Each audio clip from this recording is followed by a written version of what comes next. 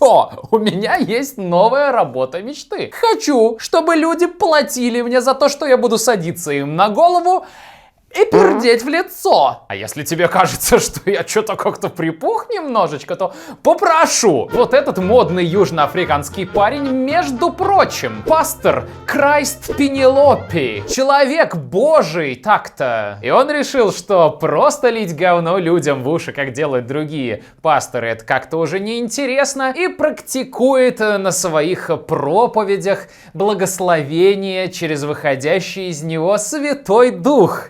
Выходит Святой Дух из него, собственно, оттуда же, откуда и любой другой. Дух гороховый, дух капустовый, дух шавуховый. Ладно, я не буду продолжать, ты и так в курсе. Люди из его паствы, говорят, готовы жертвовать огромные деньги и отстаивать в очереди, только бы лишь получить благословение в виде вот этого вот шептуна Господня, потому что он приносит удачу и успех в жизни. Просветление. Короче, ну, блин, сказка же. Куча людей были бы готовы таким за бесплатно заниматься, а тут ему еще и деньги за это жертвуют. Ну, и даже не нужно OnlyFans для этого регистрировать. Но за неделю произошло еще всякого разного, помимо вот того, что я только что рассказал. И сейчас я об этом поведаю, ведь это же... Новостной блок от Давыдова, субъектив со стереотипами, только личное мнение Давыдова сам принимает. Редкие австралийские птицы забыли свои песни из-за одиночества. Новость с таким заголовком в нашу специальную телеграм-группу для спонсоров канала кинула Анька, за что ей огромное спасибо. И я как бы не смог пройти мимо этой статьи, не выяснив, что там с этими бедными австралийскими-то птичками-то приключилось. Что? Что такое, дорогой? Птичку жалко. Казалось вот что. Бородавчатые медососы. Да, вот эти самые красавцы. Вымирающий вид. Их осталось что-то около 300 особей. Из-за того, что их так мало, они стали забывать, как звучит их собственное пение. Пение птиц, оно как человеческая речь. Если им не пользоваться и не слышать, то оно забывается, как оказалось. Австралийские ученые обнаружили самцов-медососов, которые научились пению других видов, потому что только его слышали. А это пение не привлекает их самок, что обрекает вид на вымирание. Не знаю, откуда в таком случае самки знают, как звучит пикап-песня медососа, если сам медосос ее забыл. Но, видимо, как-то вот так вот у них память получше или что-то такое. Я тоже не все тексты песен Меладзе помню, а некоторые девочки прямо... В результате было принято решение отловить как можно больше молодых самцов, обучить их песням по записям и по видосикам и выпустить на свободу, чтобы они смогли продолжить род. Все за них делать надо. Узнать о проблеме, отловить, обучить. Как бы потом что еще там, свечку подержать надо будет? Что они без людей вообще делали бы? Ну да, возможно, не были бы на грани вымирания из-за того, что вырубают их места обитания. Сам принимает. Недавно я был на дне рождения. Этот день рождения прошел в моем любимом местечке у меня в воображении. В результате этого праздника я не только понял, что не люблю драконов, но и задумался о других важных для меня вопросах. Типа, за что я люблю Рейд? Да много за что. За крутую полностью озвученную синглплеер-кампанию, за то, что в этой игре есть мой эталон мужской красоты Варвар Атур. Когда вырасту, хочу выглядеть как он. Да и что там скрывать за то, что постоянное сотрудничество с Raid Shadow Legends позволяет мне заниматься моим любимым делом, снимать видео на этом канале. Так что пусть они развиваются и дальше. Ну и да, кстати, вот этот же день рождения, на который я ходил в своем воображении, это же было 2-летие Рейда. Что наводит меня на следующий важный вопрос. Что я пожелаю Рейд на день рождения? И я даже не знаю, что еще, кроме как продолжать в том же духе. Ведь вот, например, сейчас, в честь своего дня рождения, крутейшее коллекционное РПГ в мире темного фэнтези подготовил для своих игроков многочисленные мероприятия и турниры. И это аж до середины апреля, и все они с безумными и внутриигровыми призами. И, конечно же, первый в истории турнир среди кланов. И если этого недостаточно, Рейд также выпустил первого чемпиона из новой фракции Войны Сумрака. Учитывая, какие крутые дизайны у других персов, прям не терпится посмотреть и на этого. Блин, столько всего. Я даже не знаю, чего мне хотелось бы добавить в игру. Пожалуй, еще большего количества игроков. Вселенная Рейд большая и увлекательная, а все вот эти днерожденные ивенты вообще отличное время, чтобы присоединиться к сообществу. Тем более, что до конца марта проходит конкурс для новичков. Если скачать Рейд по ссылке из описания и докачаться до конца марта хотя бы до 20 уровня, то автоматом участвуешь в розыгрыше 3 iPhone 12 11 Pro и одного iPhone 11 Pro. Не забудь обязательно подключить свой аккаунт к Plarium ID и качай рейд по ссылке из описания или по вот этому QR-коду, который ты сейчас видишь на экране. И получи за это 3 древних осколка, 50 рубинов, 100 тысяч серебра и крутецкого чемпиона Йотуна. Но что самое главное, это прям, самое, вообще самое, музыку, офф.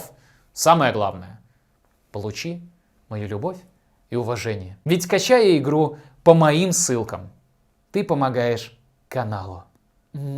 И в этот раз мы даже решили вот что. Теперь в описании можно посмотреть, сколько людей скачало игру по моей ссылке. Если ты войдешь в число первых 380 скачавших, то ты получишь статус Стасозайка со 100% скидкой. А все знают, что люди со статусом Стасозайка живут в моем сердечке без арендной платы. Ну и плюс айфоны как бы тоже сами себя не выиграют. Тут лучше не тупить и действовать. Ссылка в описании, да? Сам прибивает. Помнишь, я на прошлой неделе рассказывал про китайскую девушку, которая в 25 лет узнала, что она мужчина на самом деле. Сразу после этого по сети пробежалась, такая чем-то похожая новость. Вот эта японская девушка-байкер оказалась 50-летним мужиком. Да, байкер по прозвищу Зонгу троллил десятки тысяч людей при помощи приложения для смены пола на фотографиях. Зачем, спросишь ты? Ради лайков, конечно.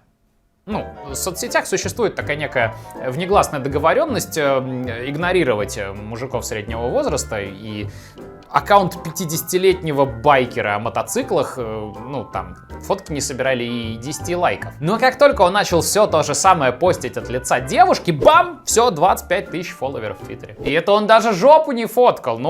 Все же знают, главное топливо любой соцсеточки с фотками — это жопы. Он даже на фоне свежего извержения вулкана в Исландии некоторые девушки сочли вот просто своим долгом вывернуться в максимально некомфортную и неестественную позу, лишь бы жопа в кадр попала. Жаль, конечно, что весь этот мото-инстаграмовый пранк не дошел до OnlyFans. Зонгу еще бы денег заработал, а мы его поржали хорошенько. С другой стороны, мы живем в мире, где люди дрочат на витюберов, так что возможно, у него даже еще и не все упущено.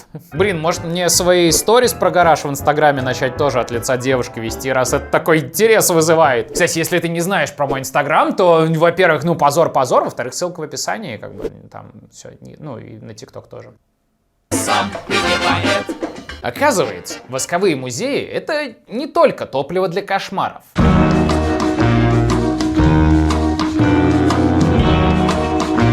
Но и неплохая замена спортзалов. В Техасе из музея убрали восковую статую Трампа, потому что ее слишком часто избивали. При этом оказалось, что избиение президентов у них в принципе популярная тема. И Бушу восковой хрящло били, и Обаме уши отрывали. С Обамой-то все понятно. Попадись мне его восковая фигура, он тоже мне бы за все подъезды бы-то ответил. Кажется, крутой бизнес-план — открывать какие-то такие залы, где можно лупить копии президентов в полный рост, чтобы душу отвести. А президентам не знаю, процент с билетов отчислять. Но Трамп сейчас, конечно, больше всего переживает не по поводу избиения своей восковой копии, а все еще по поводу того, что его навсегда забанили в Твиттере. И гиперкомпенсирует это тем, что теперь решил, что создаст свою собственную соцсеть. С блэкджеком и шлюхами. Которая, конечно же, по его заверениям, будет убийцей Твиттера и, конечно же, по его же заявлениям привлечет десятки миллионов пользователей. Звучит, конечно, амбициозно и, скажу откровенно, наивно, но не исключу, что в свете последних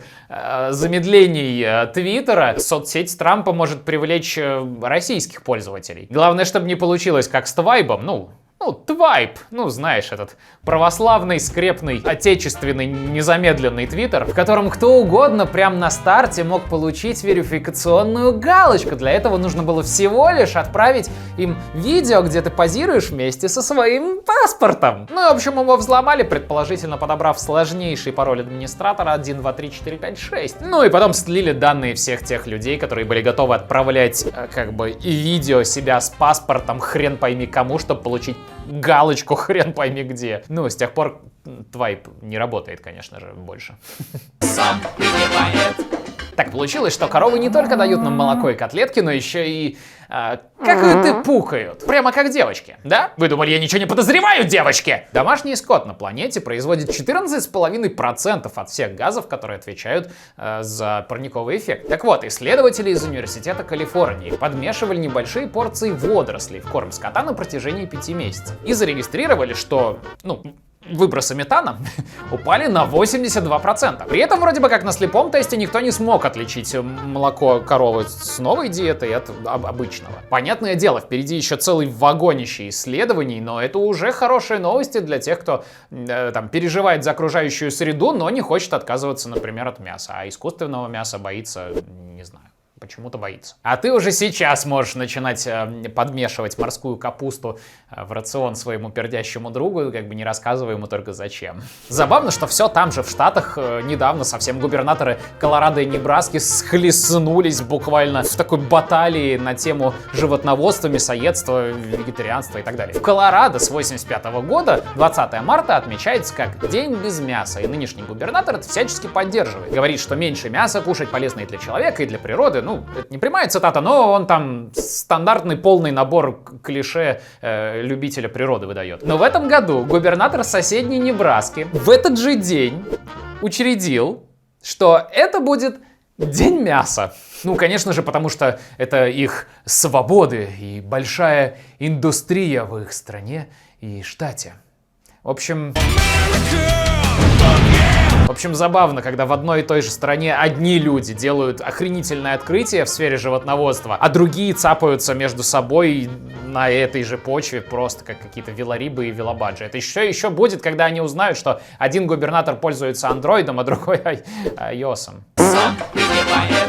Сидели тут такие еще другие ребята, кстати, все в том же Калифорнийском университете, только в его филиале в Сан-Франциско. И думают такие, типа, ну надо бы уже наконец изучить человека как-нибудь методом жидкостной хроматографии в комбинации с квадрупольной времяпролетной масс-спектрометрией. Ну знаешь, как бы эти ученые. Ну на самом деле, абсолютно серьезно, они искали новые методы обнаружения химикатов в организме человека. И знаешь что? И вот этим методом они нашли в крови беременной женщины 109 химикатов искусственного происхождения, 55 из которых никогда ранее не обнаруживали в человеке.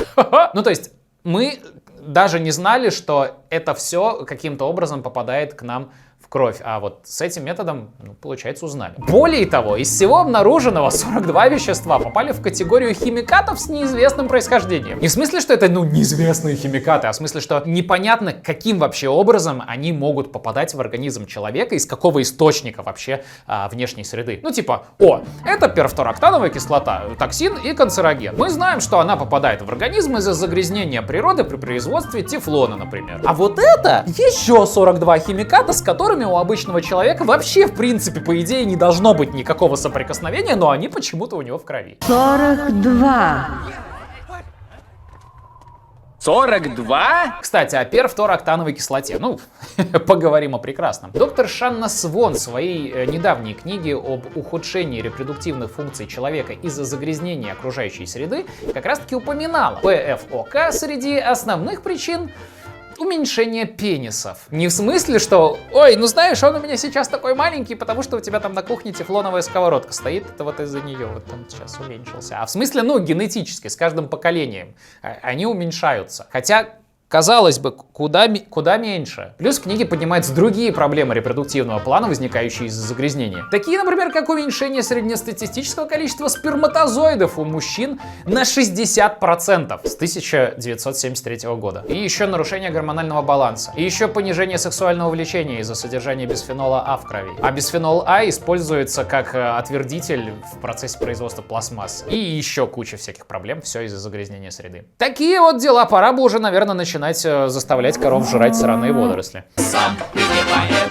Давай знаешь что, давай ты все-таки перейдешь по ссылочке в описании и установишь себе рейд, и мы наберем много инсталлов, и рейд будут довольны, и они удовлетворят меня, и от этого тебе тоже будет хорошо, потому что я продолжу снимать видео на этом канале. Вот такие дела. Конечно же, спасибо за лайки все на выпуске, спасибо всем спонсорам канала, которые в группе в Телеграме кидают новости, и не только, и просто спонсорам меньшего ранга, которые просто спасибо, что подписались. Все, пиши комментарии, пообщаемся там в секции комментариев. Пойду проверю, сколько у меня процентов сперматозоидов осталось.